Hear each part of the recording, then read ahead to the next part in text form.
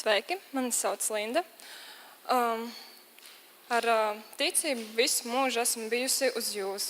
Un draudzē esmu nesen, un jau kopš pirmās dienas es meklēju tādu kā pamatu, uz ko balstīt savu ticību. Un es visu laiku klausījos dievkalpojumus, bet es nevarēju kaut kā pieņemt Dievu līdz galam.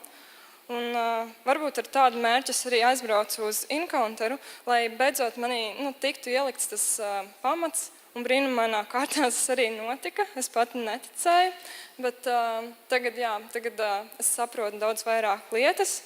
Un manī ir tā gribēšana stāstīt arī citiem par Dievu. Tas nekas, ka viņi neklausās, bet es to darīšu. Un man arī prieks, ka Encounterā es beidzot uzzināju tādas pamatu lietas, teiksim, kāds draudzē ir mērķis īsti, ko nozīmē, teiksim, tie uzraksti uz plakātiem. Un tas līdz šim bija tāds svešs un nezināms.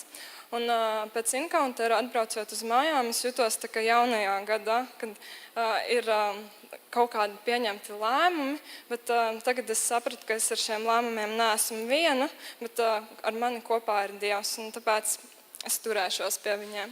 Paldies!